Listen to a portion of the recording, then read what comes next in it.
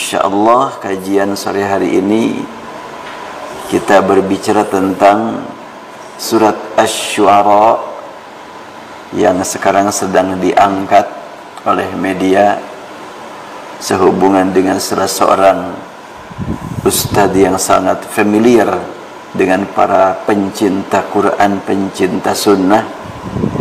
Dia menyebut dalam Al-Quran juga ada para ahli musik, yaitu Asy-Syu'ara. Ungkapan tersebut mendapatkan reaksi yang cukup pedas dari pihak-pihak tertentu yang tidak setuju menghubungkan kata musik dengan Al-Quran.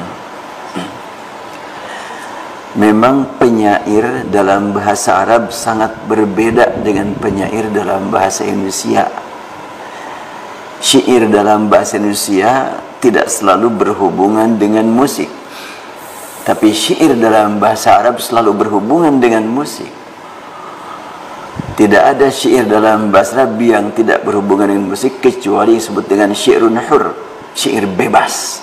Ada belakangan syair bebas tanpa menggunakan ilmu arud lagi, ada itu. Tapi itu tidak diakui sebagai karya sastra yang dijadikan sebagai pegangan masyarakat Arab. Kalau karya sastra yang dijadikan sebagai pegangan oleh masyarakat Arab dan suka ada festival penyair, itu pasti syair-syair yang berhubungan dengan kaidah-kaidah yang disebut dengan ilmu arud.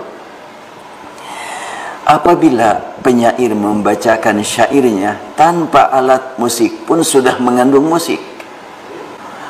Wa saya'lamul ladzina zalamu ayyam qalbi yanqalibun. Nah, ini berkaitan masalah syair itu dengan musik. Jadi penceramah menyatakan bahwa dalam Al-Quran juga ada musik, yaitu Asy-Syu'ara. Ditentang oleh sekian banyak. Setahu kami syu'ara itu bukan musik, tapi penyair.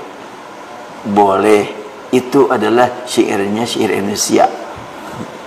Tapi syair Arab tidak bisa lepas dari musik. Bahkan sebelum Al-Quran turun, sebelum para penyair Sadril Islam, para penyair Abbasiyah, para penyair Amawiyah, itu sudah biasa syair-syair dikumandangkan dengan ketukan-ketukan yang menggunakan suara musik. Ada kalanya menggunakan alat musik, ada kalanya tidak. Sebab kata musik dalam bahasa Arab tidak selalu berkaitan dengan alat musik, itu alat namanya. Jadi kalau suara umpamanya kita membaca syair, taruhlah pemanya syair yang digunakan untuk menyambut Rasulullah. Tala'al badru alaina min saniyatil wada' wajaba syukru alaina mada'a lillahi da'. Tanpa alat musik pun sudah mengandung musik. Dan itu tidak bisa dibaca sebagaimana biasa, sebab sudah ada intonasinya. Kalau pemanya tidak pakai irama, tala'al badru alaina min thaniyat, tetap saja nggak bisa disamakan dengan ngomong biasa, karena sudah ada panjang pendek, ada sukun, ada harokat, itu sejajar. Tala'al badru alaina min thaniyatil wada'i wajaba syukru alaina ma da'a lillahi da'i ayyuhal mab'utsu fina. Itu kan jelas sekali. Jadi tanpa pakai menggunakan alat musik pun memang sudah bermusik syair-syair Arab itu.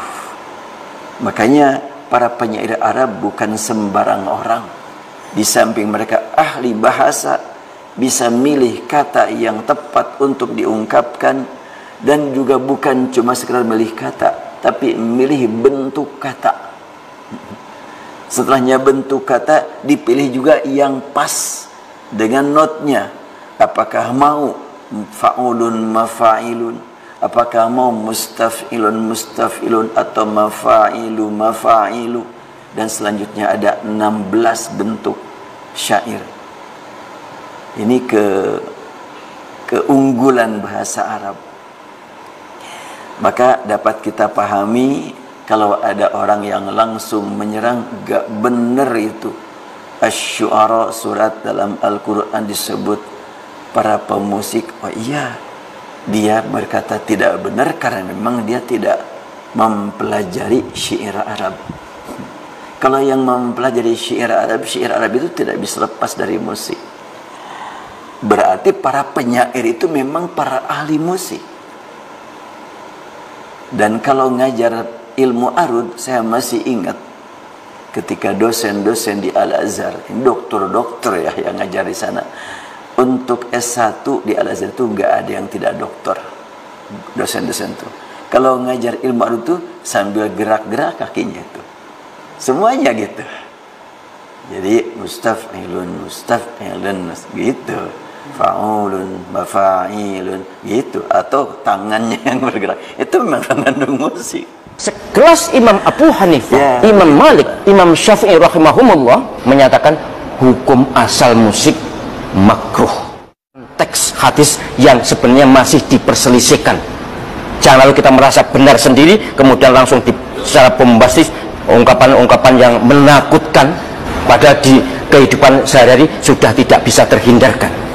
Maka saya jelaskan bahwa Imam Abu Hanifah, Imam Malik rahimahullah, Imam Abu Hanifah rahimahullah, Imam Malik rahimahullah, Imam Syafi'i rahimahullah, ketiga imam terhormat ini yang ketiga-tiganya hafal Al-Quran, hafal banyak hadis, ahli fikih, sangat bertakwa, sangat wirai. Wirai itu bisa menjaga diri dari kemaksiatan. Tiga imam besar ini, imam terhormat, imam sangat populer dalam sejarah perjalanan manusia ini, menyatakan bahwa hukum musik, hukum asal musik adalah makruh. Kira-kira pinter dia wong tiga imam ini dengan yang memposting itu ya. Saya memposting, saya tahu orangnya, setahu saya, mohon maaf ya, tidak hafal Quran juga, tapi tetap saya hormati. Saya tidak menyalahkan mereka, mereka punya hak untuk menyatakan begitu, tapi karena bombastisnya kemudian seperti tidak ada ruang lain untuk berbeda, itu yang saya keberatan, karena itu bisa memecah belah umat. Sekelas Imam Abu Hanifah, Imam Malik, Imam Syafi'i rahimahumullah menyatakan hukum asal musik makruh.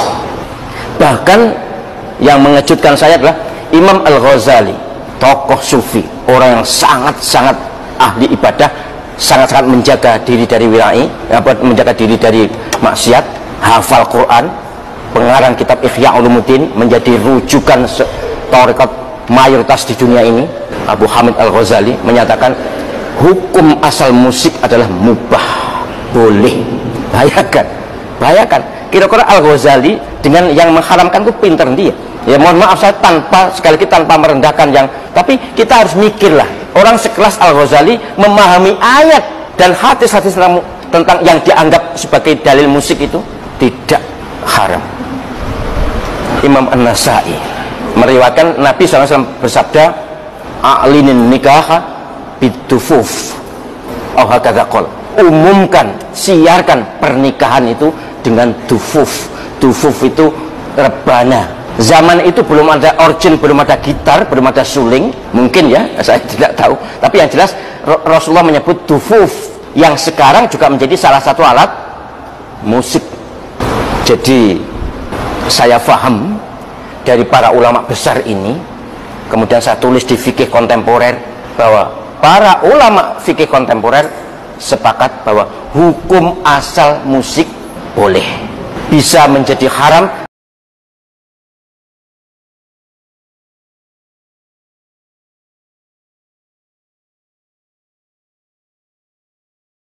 Bismillahirrahmanirrahim.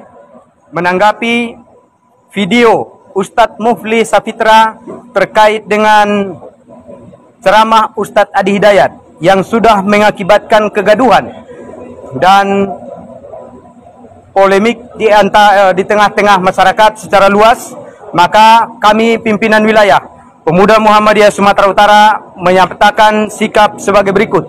1. Bahwa cara dan statement Ustadz Mufli Safitra menanggapi pendapat Ustadz Adi Hidayat tentang musik telah memunculkan kegaduhan di tengah-tengah masyarakat.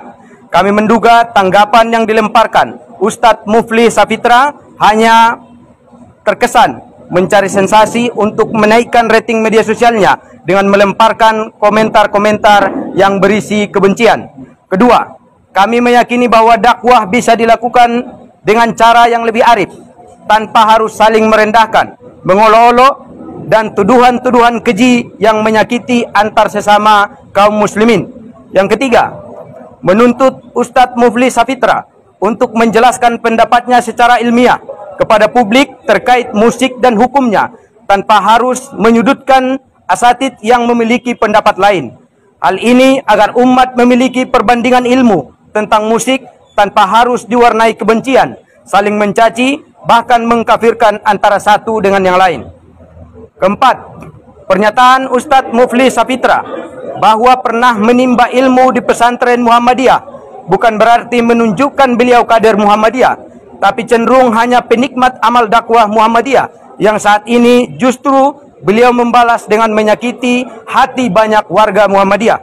Yang kelima, pimpinan wilayah Pemuda Muhammadiyah Sumatera Utara meminta Ustadz Mufli Safitra segera meminta maaf kepada Ustadz Adi Hidayat dan keluarga besar Muhammadiyah, serta segera menghentikan tuduhan-tuduhan terhadap Ustadz Adi Hidayat yang dapat memunculkan reaksi negatif dan memecah belah persatuan antar anak bangsa.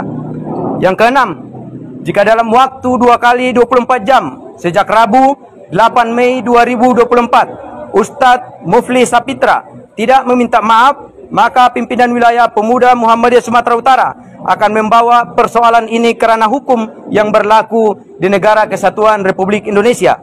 Yang ketujuh, sebagai penutup, pimpinan wilayah Pemuda Muhammadiyah Sumatera Utara akan aktif dalam mengawal setiap aktivitas dakwah semua ulama Muhammadiyah. Fastabiqul khairat. Assalamualaikum warahmatullahi wabarakatuh.